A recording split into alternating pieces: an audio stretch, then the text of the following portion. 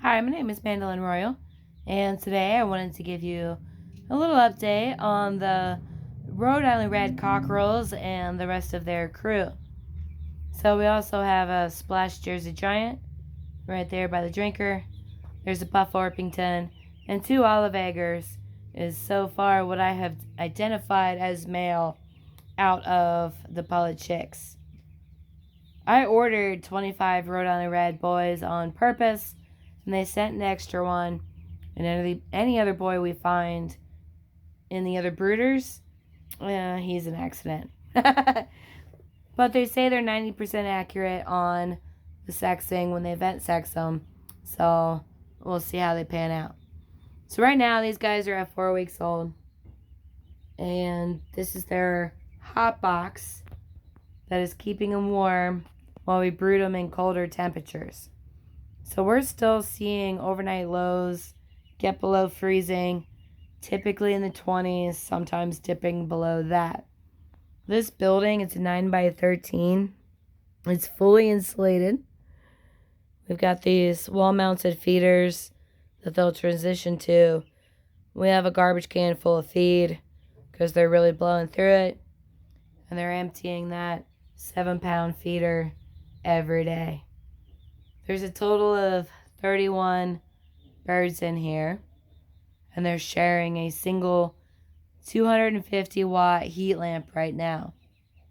Normally, I don't need to use wattage that high, but in this situation with our climate, it's warranted unless something changes in our weather outlook. The 5-gallon drinker, I've got to refill that about every 3 days. I have it propped up to keep it a little bit cleaner. Put it at the right height for them for their size right now. The bigger they get, the higher that drinker is going to get propped up.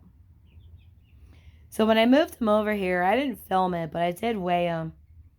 And the size disparity was from the low end of 6 ounces for a little pathetic guy all the way up to 14 ounces. And there were 6 of the Rhode Island Reds that met the 14-ounce threshold. None of them exceeded it, but 6 of them showed better growth than anybody else.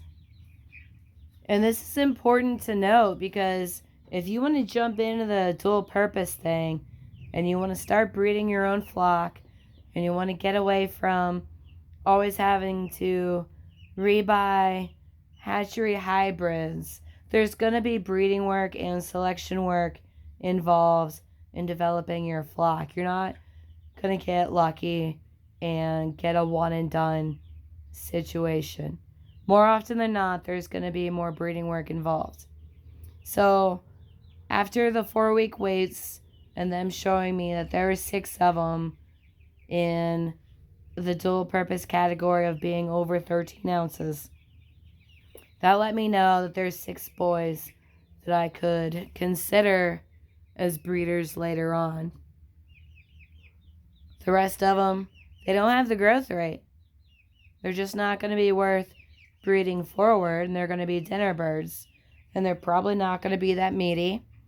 And I'm probably going to want to cut my losses and process before 20 weeks based on feed consumption, feed conversion, the care, the space, and all of that. But there's at least 6 of them to hang on to past that if Rhode Island was a breed I was going to stick with. So in sharp contrast to that methodology, you can also try to get a hold of a bloodline of birds whose growth rate and dual purpose qualities have been kept intact and well cultivated. And that's not going to come from a hatchery. You're going to have to reach out to someone who's raising them for their intended purposes. But in the hatchery birds, it's not lost. It's not gone forever. You just have to select and breed for it after you get what you got. If that makes sense. Like, you absolutely need to go through every batch of babies and look for the top performers. Take those top performers, set them aside, grow them special, make sure they have enough space and resources, reduce their competition, and see what they do.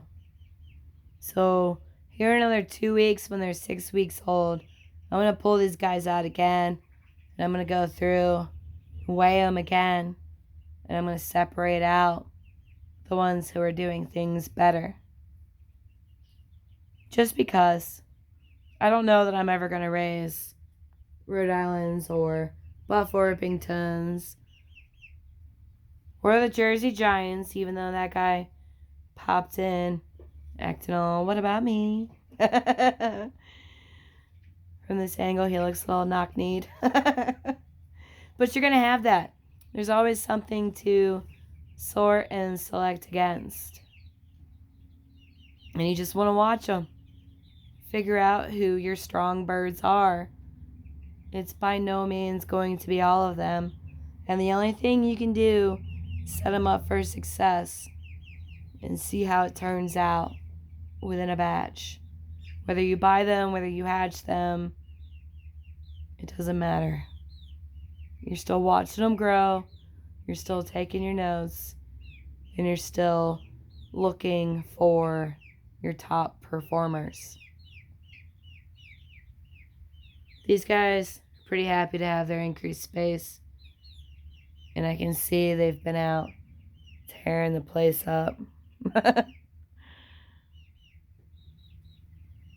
We'll check back in with them when I grab them all again, just to see where they're at and what they do as they're coming into their heavier growth cycles. There was a significant increase in feed consumption between the 3rd and 4th week. And I'm tracking all of this. I'm doing a spreadsheet. I'm filling in the data as I get it. And at the end of a 8-week period, I'm going to post that data and show you what it costs to raise all this. So that'll be interesting to see. It's been a while since I've had some of these breeds. And the last time I had them, I wasn't exactly going through them with an eye on the dual purpose trades. I was only worried about eggs. And the eggs are the easy part. It's the meat part that's different. But I just don't want to do those commercial birds. I don't want to rebuy them every time. I want to have birds that can breed here and keep it all in-house. I want to be my own supplier. That way I don't have to worry about the world at large and what's going on there. A couple of these guys are showing pretty decent structure. Time will tell if they pick up the right coloring. Because the Rhode Island Red's supposed to have like a really rich, deep mahogany color. And these guys are into their first set of baby feathers. And they're not showing their adult plumage. It'll be a while before we see that. So right now, though, we're looking at their growth rate. We're looking at gains. We're looking at how they're developing. And then we'll go from there. So feel free to like and subscribe and watch what we're doing with all these birds we're growing.